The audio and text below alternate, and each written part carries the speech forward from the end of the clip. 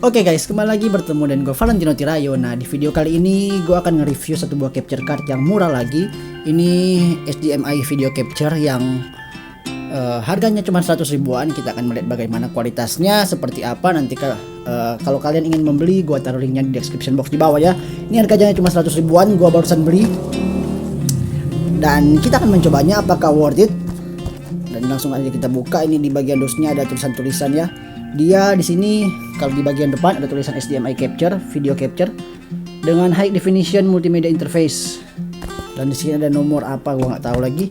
Bagian samping sama juga. Nah, di bagian belakang ini ada fitur-fiturnya. Dia dikatakan begini, support input maksimal resolusi 4K. Wow. Jadi inputnya maksimal resolusi 4K. Support output maksimal resolusi 1080p.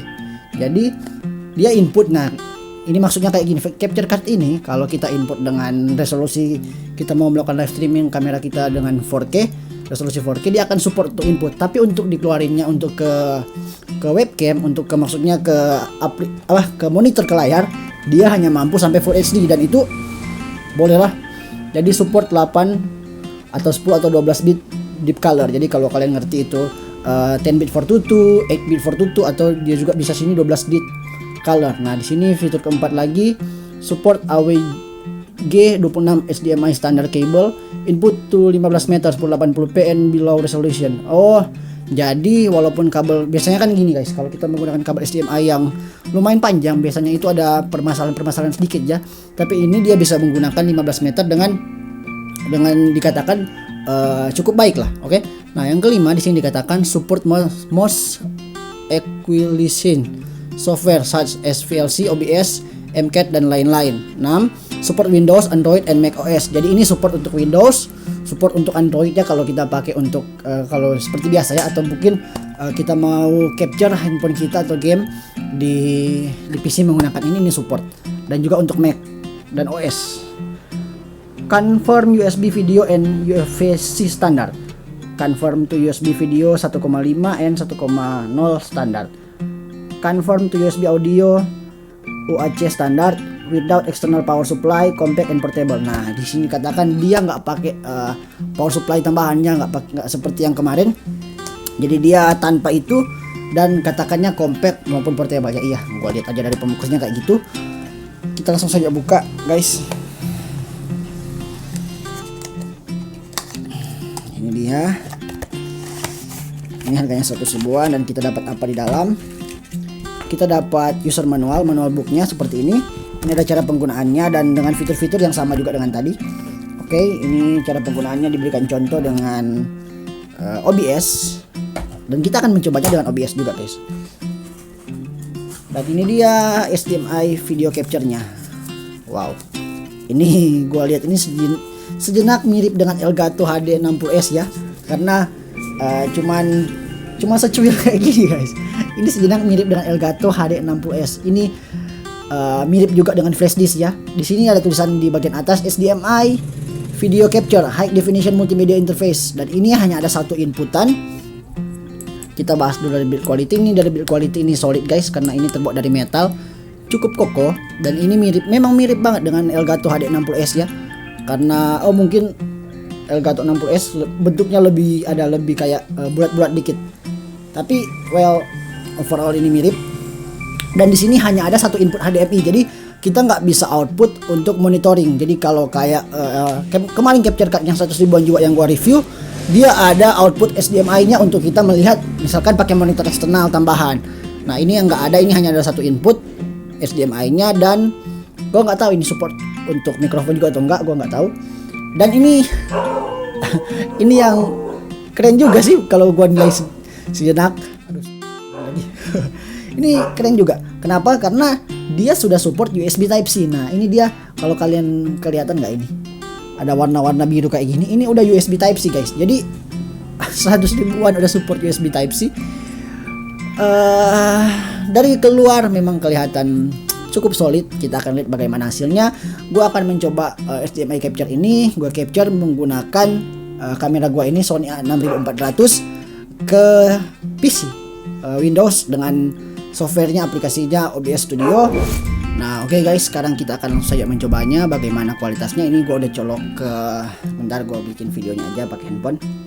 Ini gue udah colok capture cardnya ke Sony A6400. Gue colok di sini pakai kabel micro HDMI.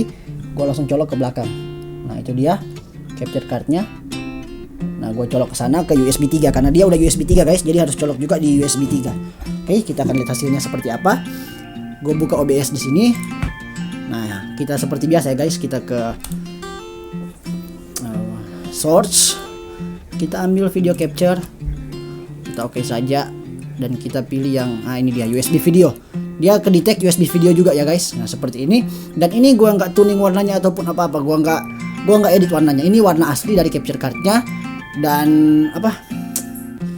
Sony A6400. Oke, nah kira-kira seperti ini. Nah ini dia kira-kira seperti ini hasil dari capture card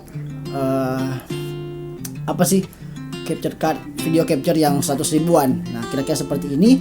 Kalian boleh menilainya bagaimana latensinya, delaynya, dan lain-lain seperti ini guys.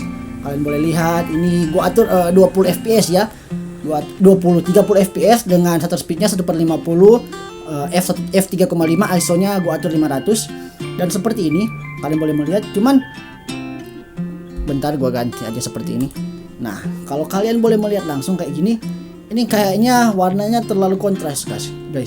Kalau kalian lihat ini di kamera gua, ini kalau di kamera gua warna baju yang gua pakai ini nggak semerah ini, tapi ini wah merah banget, terlalu kontras. Ini terlalu kontras guys. Jadi kayaknya ya seperti inilah, kalian boleh langsung menilainya. Tapi tenang aja kok, kita bisa tuning warnanya, kita bisa atur. Contohnya kan kita atur di sini. Sebentar, sorry. Kita bisa atur. Nah, kita bisa atur. Nah, di sini kita bisa atur brightness-nya, kita turunin. Kontras. Bentar, gua bikin. Nah, ini dia nggak tahu ini kenapa ini. Waduh. Warnanya ini terlalu ngejreng. Ini guys. Kontrasnya, saturasinya kita terus turunin. Mungkin ini bisa.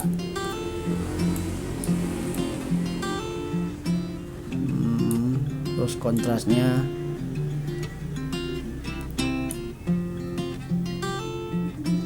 hue-nya kita nolkan aja. Oke, kamera kontrol. Dan hanya bisa seperti itu, brightness, contrast, hue, saturation yang bisa kita atur. Dan kita oke. Dan yaps, ini warnanya sudah lebih menurun dari tadi, kita tinggal tuning aja. Dan hasil dari capture card 100 ribuan tuh kayak gini, kalian boleh langsung saja menilainya dan melihatnya seperti apa. Ini baklum 100 ribuan walaupun USB 3. Ini gua atur dengan resolusi Full HD ya, 1080p. Tapi untuk HDMI capture-nya gua output di 1080 interlay, 1080i biar agak lebih ringan. Nah, seperti ini. Oke. Nah, seperti ini guys, kalian boleh langsung saja melihat dan menilainya seperti apa. Untuk 100 ribuan. Hasilnya seperti ini, 100 ribuan. Warnanya terlalu ngejreng. Gua susah untuk atur warna merahnya ini. Mungkin ini kayaknya. Gua matiin lampu. Nah ini gua matiin lampu merahnya. Ini masih terlalu ngejreng, terlalu kontras untuk warna merahnya, terlalu mensaturate ya. Jadi ya oke lah, kurang lebih kayak gini. Sampai sini video kali ini. Kalian langsung menilainya, like jika kalian suka, dislike jika tidak suka, kritik, saran, request, komentar dan lain sebagainya, komen saja di bawah. Dan jangan lupa yang belum subscribe channel ini silahkan juga untuk di subscribe. Oke, sekian dari gue Valentino, terakhir pamit undur dan God bless you guys. Yops.